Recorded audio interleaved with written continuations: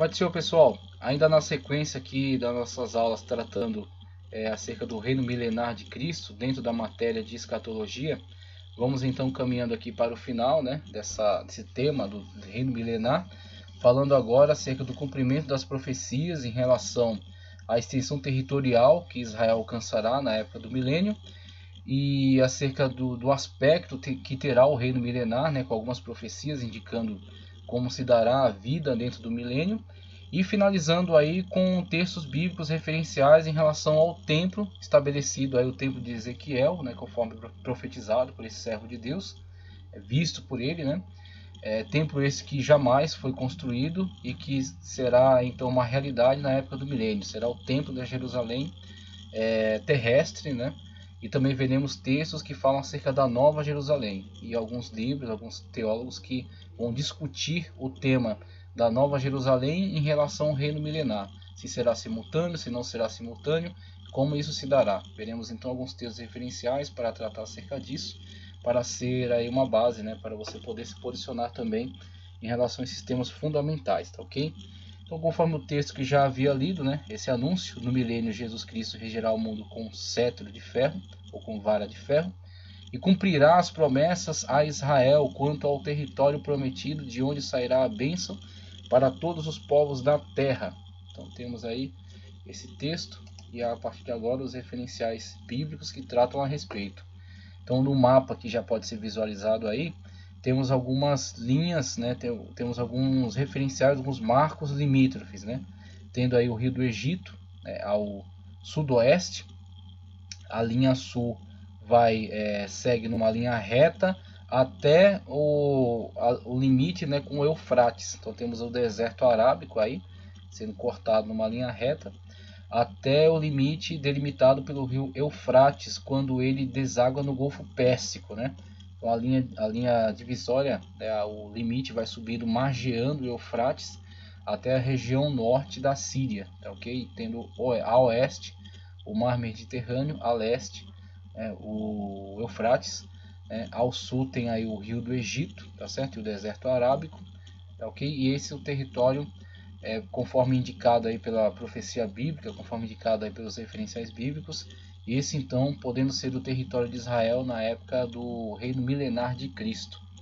E aí, como referenciais bíblicos, temos Gênesis 13, 14 a 17, o próprio Senhor falando a seu servo Abrão, quando diz: Disse o Senhor a Abrão, depois que Ló separou-se dele: De onde você está, olhe para o norte, para o sul, para o leste e para o oeste. Toda a terra que você está vendo darei a você e a sua descendência para sempre. Tornaria a sua descendência tão numerosa como o pó da terra. Se for possível contar o pó da terra, também se poderá contar a tua descendência. Profecias que já podemos enxergar plenamente realizadas. A descendência de Israel, tanto a descendência num âmbito genealógico, né, a descendência genealógica é numerosa, extremamente numerosa, sequer cabem, né, no país que lhes foi cedido, o território que lhes foi cedido, de tão numerosa que é. E além disso, temos na perspectiva de Paulo, na carta aos Gálatas, a descendência de Abraão pela fé, aqueles que manifestam a mesma fé do pai Abraão. Temos aí uma descendência bem maior, né, muito maior, com relação àqueles que são filhos de Abraão pela fé, manifestam a mesma fé de Abraão. Percorra essa terra de alto a baixo, de um lado a outro, porque eu a darei a você, o Senhor proclamando, declarando essa promessa aí ao seu servo Abrão. Promessa essa que será plenamente realizada no tempo do milênio, né, do reino escatológico de Cristo, do reino, a teocracia escatológica. Ainda continuando, temos Gênesis 15, 5. Levando-o para fora da tenda, disse-lhe: Olha para o céu e conte as estrelas, se é que pode contá-las. E prosseguiu: Assim será a tua descendência. Novamente um referencial acerca da grande, a numerosa descendência, né, de Abrão. Naquele dia o Senhor fez a seguinte aliança com Abrão: aos seus descendentes dê esta terra, desde o ribeiro do Egito até o grande rio, o Eufrates. E aí temos as linhas, né, os limites, né? A terra dos queneus, dos quenezeus, dos cadmoneus, dos hititas, dos ferezeus, dos refaíns, dos amorreus, dos cananeus, dos girgazeus e dos jebuseus. E dentre essas nações Temos algumas que de fato estavam dentro da terra de Canaã quando ocupada por Israel na época na época em que Josué os liderou, né? Só que muitas dessas nações estão em lugares que extrapolam aquelas linhas divisórias, né? Temos Israel ocupando um pequeno território a leste e a maior parte a oeste do Jordão, estando entre o Mar Mediterrâneo e o Rio Jordão. Então muitas dessas nações estão dentro daquele território, mas muitas estão à volta dele, né? Então temos aí, dentre essas nações que habitavam à volta dele, que serviram como referência, essa extensão territorial muito maior que não foi alcançada nem na época de Salomão. Salomão, na sua extensão territorial, né, do seu reino, pôde chegar até os limites do Eufrates, mas não era um reino assim, não era uma anexação efetiva, mas sim uma influência de Israel sobre nações que se tornaram vassalos a ele, que lhe pagavam impostos. Então era uma certa influência sobre aqueles territórios, mas na verdade a extensão territorial plena, como está aí delimitado, né, por essas referências, será alcançada no Israel na época milenar, no reino teocrático de Cristo. Aí sim Israel alcançará toda essa extensão territorial. Outro texto referência que temos, profeta Ezequiel 36, 24 e 28, que diz: Pois eu os tirarei das nações, e os ajuntarei no meio de todas as terras, e os trarei de volta para a sua própria terra. Aspergirei água pura sobre eles, e vocês ficarão puros, e eu os purificarei de todas as suas impurezas, e de todos os seus ídolos. Darei a vocês um coração novo, e porei um espírito novo em vocês. Tirarei de vocês o coração de pedra, e lhes darei um coração de carne. Porei o meu espírito em vocês, e os levarei a agirem segundo os meus decretos, e a obedecerem fielmente às minhas leis. Glória a Deus, né? Como o povo de Israel será conduzido pelo Senhor nessa época. Vocês habitarão na terra que eu dei aos seus antepassados. Vocês serão o meu povo e eu serei o seu Deus. E aí temos como Deus estabelecerá o seu governo, né, a partir da sua autoridade, a partir do seu poder, reestabelecendo Israel ao seu território, lhes dando o território conforme prometido ao seu servo Abraão, e estabelecendo sobre eles uma dominação, estabelecendo sobre eles uma autoridade definitiva, né, conforme nós vemos aí no texto que está sendo declarado. Texto da profecia de Ezequiel, capítulo 36, versículos 24 a 28. E aí, continuando, nós queremos também fazer essas ligações aqui, essas conexões, para que isso esteja de uma forma bem clara. Já falamos bastante acerca dessas profecias de Daniel, as características dela, né? Tanto a estátua nas suas divisões, indicando mudança, né, de impérios que se levantaram e derrubaram outros. A ligação dessa simbologia da estátua com a simbologia dos animais visto por Daniel, as visões de Daniel, as características de cada animal, a associação a cada império, a modificação dessas dominações e finalmente, né, quando Daniel profetiza acerca da grande rocha cortada a mãos que colide contra a estátua, a fazendo em pó, né, levando até ao seu desaparecimento. E esta rocha crescendo e preenchendo, ocupando toda a extensão territorial. E o reino de Deus assim tipificado como esta rocha, que elimina os reinos humanos, toda essa corrupção dos governos humanos, essa mentalidade babilônica que está presente em todos os governos humanos, e ele se expande dominando toda a situação, sendo de fato o governo reinante e dominante. Então o ferro, o barro, o bronze, a prata e o ouro foram despedaçados, viraram pó, como o pó da debulha do trigo na eira durante o verão. O vento os levou sem deixar vestígio, mas a pedra que atingiu a estátua tornou-se uma montanha e encheu toda a terra para a glória de Deus. Esse é o reino de Cristo. O reino que destrói todos esses sistemas malignos que estão até agora instaurados, brigam entre si, matam inocentes e estão aí buscando gananciosamente dominar toda a terra, mas serão então eliminados pela manifestação do poderoso reino de Deus, que crescerá, se expandirá e dominará toda a situação. Daniel 2,35 nos indica isso. O governo de Cristo, mas com retidão julgará os necessitados, com justiça tomará decisões em favor dos pobres, com suas palavras, como se fossem um cajado, ferirá a terra, com o sopro da sua boca matará os ímpios. Isaías 11:4, usando características aí acerca da justiça no reino de Cristo, né? Como só Ele pode realizar plenamente essa justiça, como essa justiça não pode ser alcançada por nenhum governo humano, porque não tem esta competência, não tem esta pureza, não tem essa autoridade, não tem este poder. Mas no governo de Cristo, sim, aí sim nós veremos essa justiça. A continuidade, falando acerca de características presentes durante o reino milenial de Cristo, algo que será universal, né, algo que será visualizado por todos os povos, temos aí características na adoração, então o desaparecimento do politeísmo, a mentira do politeísmo, né, a mentira do ocultismo, a mentira de tantos ismos que tem se propagado aí pela mentalidade humana, que tem mantido cativas as mentes, mas que serão então eliminados, serão então totalmente varridos da face da terra, por causa da manifestação gloriosa, né, do Senhor, do próprio Senhor. Até as distorções que as próprias seitas cristãs, digo seitas porque falo acerca de movimentos que são contraditórios em relação à palavra, né, que na verdade manipulam a Bíblia a seu bel prazer. Então as diversas seitas dentro do cristianismo que têm manipulado a Bíblia e distorcido a imagem verdadeira do Senhor Jesus Cristo, desaparecerão, não terão mais qualquer espaço, não terão mais qualquer intervenção nesse novo mundo, né? Nesse novo reino, no qual Cristo, o Senhor mesmo, irá se manifestar e será a verdade para todos os povos. Então haverá uma genuína adoração de todos os homens.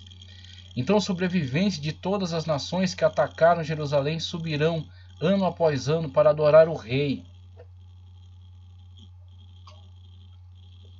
Não haverá apenas uma pregação acerca do Senhor, ao qual temos acesso na atualidade de uma forma espiritual e ao qual sentimos pela fé, tá certo? Com o qual convivemos no dia a dia por meio da comunhão. Temos hoje a presença do Senhor notória entre nós, mas neste momento teremos também a presença física. O Senhor poderá ser visto, poderá se dialogar com Ele de uma forma física, né? Um plano físico, natural, humano.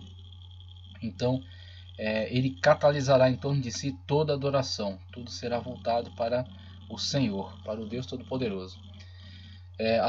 Para adorar o Senhor, o Senhor dos Exércitos, para celebrar a festa das cabanas. E aí, claro, o autor, conforme a sua linguagem, né, os seus referenciais, ele vai aplicar isso a essa época escatológica. Então ele é inspirado pelo Espírito Santo para falar acerca de uma época escatológica, mas ele precisa usar as suas ferramentas de linguagem. As que ele dispõe são essas. Por exemplo, festa das cabanas, onde se celebra a libertação do povo. E essa não será uma libertação universal dos povos, libertação das mentiras que lhes foram contadas, e agora a revelação da verdade em Cristo Jesus. Então, a linguagem nós temos que entender que o profeta tem que usar seus recursos linguísticos, né, conforme a sua época. Se algum dentre os povos da terra não subir a Jerusalém para adorar o Rei, o Senhor dos Exércitos não virá para o Senhor dos Exércitos não subir para adorar o Rei, o Senhor dos Exércitos, não virá para ele chuva. Se os egípcios não subirem para participar, o Senhor mandará sobre eles a praga, com a qual afligirá as nações que se recusarem a celebrar a festa das cabanas. Sim, essa será a punição do Egito de todas as nações que não forem celebrar a festa das cabanas. Então temos uma linguagem aplicada aí pelo profeta Zacarias. Em alguns momentos ela é uma linguagem figurativa, né, no sentido de indicar a seriedade com que isso será cumprido, a seriedade com que isso será realizado. Por isso que ele implanta aí, por isso que ele insere aí dentro da sua profecia a questão das punições.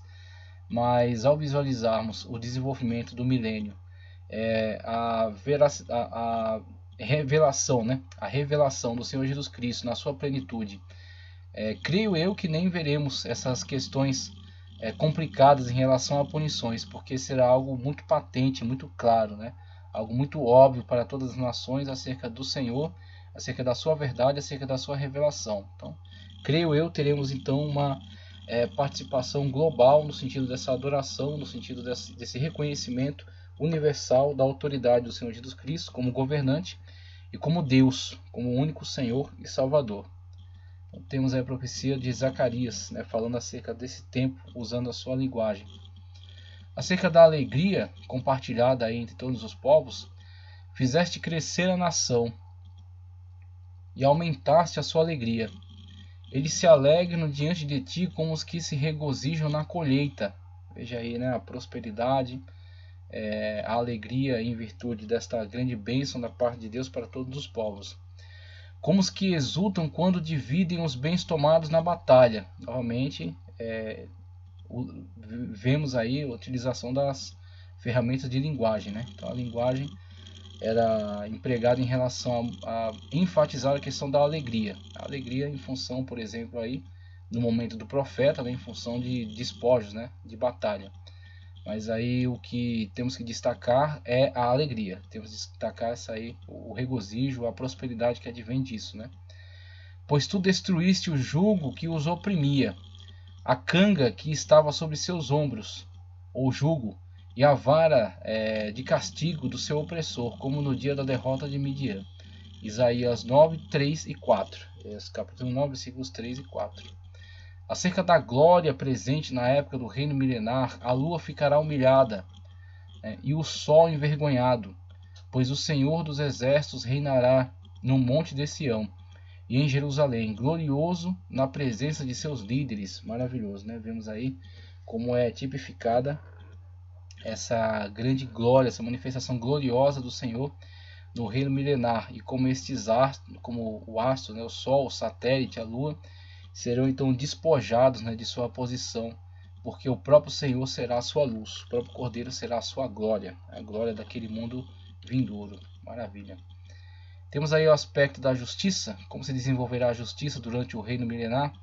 Ele estenderá o seu domínio, e haverá paz sem fim sobre o trono de Davi e sobre o seu reino, estabelecido e mantido com justiça e retidão, desde agora e para sempre. O zelo do Senhor dos Exércitos fará isso. Isaías 9:7. Quem construiu este código legislativo sobre o qual a justiça é aplicada não são partidos, nem homens, nem grupos da sociedade defensores de suas ideologias, as impondo por meio da criação de leis. Muitas dessas leis absurdas, leis abjetas, leis que confrontam a Bíblia Sagrada, que confrontam a revelação divina, que confrontam verdades fundamentais como a família, tá ok? Não são esses tipos de leis, as manipulações humanas que atualmente vemos na sociedade. São leis que advêm de uma mentalidade perfeita e justa. Então o Senhor regerá as nações conforme as suas leis, e essas leis serão para benefício de todos.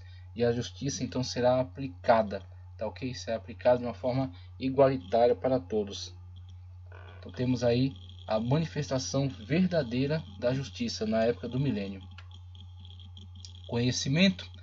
Um ramo surgirá do tronco de Jesser, e das suas raízes brotará um renovo. O Espírito do Senhor repousará sobre ele, o Espírito que dá sabedoria e entendimento, o Espírito que traz conselho e poder, o Espírito que dá conhecimento e temor do Senhor. Isaías 11, 1 e 2, falando acerca do conhecimento que será plenamente difundido na época do milênio, né? Como o conhecimento será de fato incentivado. Acerca da instrução, o trabalho intenso de instrução que será desenvolvido durante essa época para benefício de todos os povos. Nos últimos dias, o monte do templo do Senhor será estabelecido como o principal. Será elevado acima das colinas. Então, podemos enxergar aqui até mudanças geográficas, né? Então, não é absurdo para nós pensarmos até em mudanças geográficas, como veremos aí na profecia de Zacarias, falando que a descida de Cristo em glória juntamente com a igreja causará mudanças geográficas, mudanças mesmo na atmosfera, né? Mudanças na questão das rochas, né? Dos montes. Haverá de fato algumas alterações bastante importantes. No templo do Senhor será estabelecido como principal, será elevado acima das colinas, e todas as nações correrão para ele. Então será um ponto de referência para todas as nações. Virão muitos povos e dirão: venham, subamos ao monte do Senhor, ao templo do Deus de Jacó, para que ele nos ensine os seus caminhos, e assim andemos em suas veredas, pois a lei sairá de Sião, de Jerusalém virá a palavra do Senhor. Então temos a instrução para as nações a partir da referência que será Sião entre os povos. Fim da maldade e enfermidade. Nenhum morador de Sião dirá: estou doente.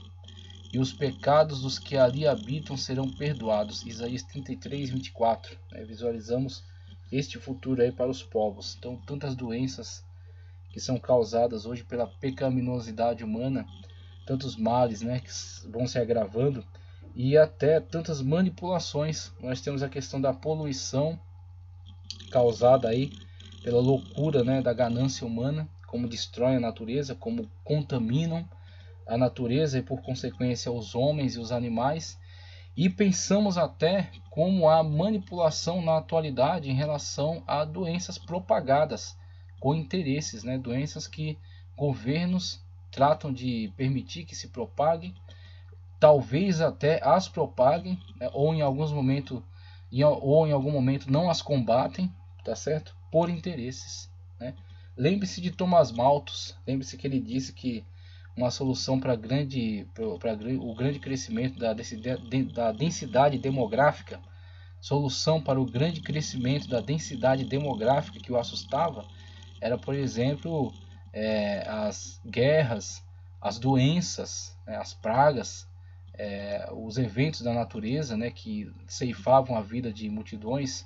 Ele encarava isso como uma grande solução, tá certo? Então, quantos cientistas, quantos pensadores, filósofos, políticos, ideólogos não alimentam, não acariciam esse tipo de ideia, querendo então resolver as coisas por esses meios. Não temos acesso a todas as informações, mas podemos sim observar algumas coisas que vão acontecer na nossa volta e podemos então tirar algumas conclusões a partir dessas observações. Mas vemos para o milênio um tempo em que o objetivo será o bem-estar, o objetivo será a felicidade, a alegria, a plena realização dessa sociedade humana que será então bem governada, pelo Senhor Jesus Cristo. Então, na sequência, a harmonia no reino animal, tá certo? Uns gostam de alegorizar isso aqui, mas eu acredito que não há motivo para alegorizarmos, não há motivo para entendermos que isso não será uma possibilidade. Tá, ok? Creio eu que Deus realizará isso, que Deus trará até esse tipo de benefício, a harmonia no reino animal. O lobo viverá com o cordeiro.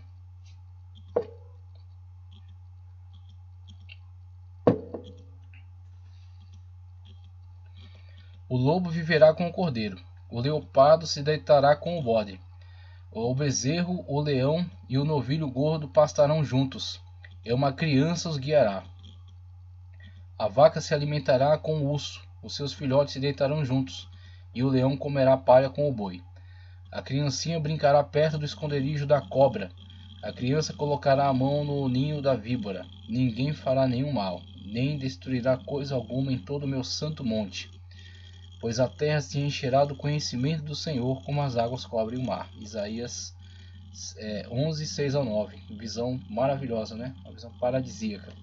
Creio eu que a intervenção do reino de Cristo alcançará até esses aspectos da realidade, até esses aspectos da natureza. Porque vemos que até a natureza geme e aguarda pela redenção, até a natureza aguarda pela transformação. Então, temos aí que essa transformação será plenamente realizada. O lobo e o cordeiro comerão juntos, e o leão comerá feno como o boi, mas o pó será a comida da serpente. Não farão nenhum mal, nem destruirão em todo o meu santo monte, diz o Senhor. Isaías 65, 25, ainda tratando acerca disso. Cerca da extensão da vida humana, a maior expectativa de vida, nunca mais haverá nela uma criança que viva poucos dias, tá ok? E um idoso que não complete os seus anos de idade. Quem morrer aos 100 anos ainda será jovem, e quem não chegar aos 100 será maldito. Isaías 65, 20, nos deparamos com a realidade, e essa realidade ela pode ser esclarecida dentro de uma perspectiva dispensacionalista, de que durante o milênio haverá vida comum, tá certo? Seres humanos normais vivendo, nascendo, desenvolvendo-se, crescendo e morrendo, tá certo? Então, as pessoas ficavam um tanto confusas em relação a esse tipo de descrição, mas quando passamos a estudar detalhadamente esses aspectos, vemos que há diferentes populações que povoam o reino milenar. Há aqueles que já foram ressuscitados e estão glorificados. A estes não cabe essa questão de serem então passarem então por essas fases de crescimento, amadurecimento e morte, tá? Então esses são aqueles que já estão glorificados. Só que há também seres humanos vivenciando todo esse período. Inclusive há a possibilidade, né, dentre esses que são seres humanos que estão vivendo de uma forma natural durante esse período, tem que ter uma comunhão, tem que ter uma vida dedicada, uma vida em que possam ver, né, que possam contemplar a Cristo como seu Deus, em que possam servir a Cristo como seu Deus, em que possam receber a Cristo como seu Salvador. E isso será sim uma possibilidade. Por quê? Porque não será simplesmente uma questão automática disso lhe ser imposto, disso lhe ser simplesmente empurrado como uma obrigação, mas ele será fornecido. Então, no reino milenar, Cristo estará ali manifesto, o templo do Senhor estará ali presente, a adoração será facilitada para todos, a vida será abençoada, tá certo? Terá todos os aspectos positivos, e as pessoas então terão a oportunidade de servir a Deus em espírito e em verdade, numa terra completamente beneficiada, num momento completamente favorável. Mas diante disso, há também a possibilidade de rejeitarem, há também a possibilidade de não manifestarem toda uma comunhão plena, manifestarem toda uma aceitação em relação a Cristo, tá certo? Tanto que essa mesma liberdade, quando o inimigo for solto ao final dos 1000 anos, será essa liberdade aproveitada pelo inimigo como um meio de sedução. Então, a partir da sedução do inimigo, haverá muitos que cederão a essa sedução. E esta possibilidade, essa liberdade, ela que estará presente à época do final dos 1000 anos, ela estará presente também durante toda a época. Ela estará presente e será uma liberdade vivenciada por aqueles que são seres humanos durante a época milenar, durante a época do reino milenar de Cristo. Então, essa liberdade permanece, e a partir dela, né, e diante de toda essa situação favorável, os seres humanos precisam então manifestar uma vida de comunhão com Cristo, tá certo? Adorá-lo como seu único Deus, servi-lo como seu único Senhor. E a partir disso temos, mesmo que alguém durante o milênio vive ao longo desse período milenar e venha a falecer, ele falece, ele morre, ele dorme salvo em Cristo, porque serviu a Cristo, porque tem ele como seu único Deus. Ou ele, uma hipótese aqui levantada a partir dessas perspectivas, tá certo? E encarando a possibilidade de muitos serem seduzidos ao final do milênio, pode ele rejeitar. Pelo menos precisamos encarar essa perspectiva, porque uma vez que há liberdade ao final do milênio, por que não haverá liberdade durante o milênio? Então essa liberdade está presente e existe. Agora, o homem terá todo um ambiente completamente favorável para que ele adore a Cristo, para que ele sirva a Cristo, para que ele tenha comunhão com Cristo. Agora, isso lhe será proporcionado, mas não imposto, tá ok? O que será imposto será a ordem. Então, a ordem será imposta. Agora, a aceitação e a comunhão, isso precisa partir do próprio homem, que está lhe sendo favorecido, né? Está sendo ofertado. Tem que partir dele, então, ter essa comunhão com Cristo Jesus. Então, temos esses textos são elucidativos em relação a essas características que estarão presentes no milênio, acerca da vida daqueles que vivem nos seus corpos naturais e acerca da diferença deles em relação a outro grupo que vive durante o milênio, que são aqueles que estão glorificados, portanto, que não estão mais sujeitos a esse tipo de sedução nem de variação. Temos aí esses grupos diferentes que convivem aí durante o milênio. Na continuidade, falando acerca da prosperidade, diz: o deserto e a terra ressequida se regozijarão. O ermo exultará e florescerá como a tulipa, e romperá em flores, mostrará grande regozijo e cantará de alegria. A glória do Líbano se lhe dará, como também o resplendor do Carmelo e de Saron. Verão a glória do Senhor, o resplendor de nosso Deus. Então temos aí o florescimento, né? a abastança que o Senhor trará aí em relação à terra.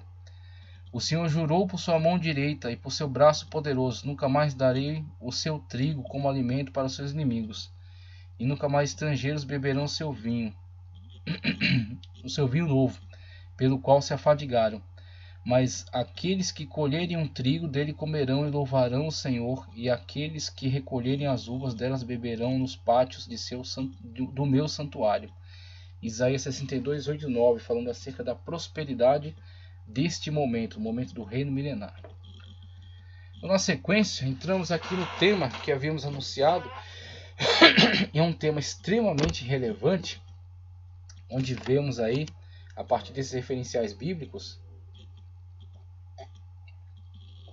a abordagem bíblica com relação ao templo do milênio, ok?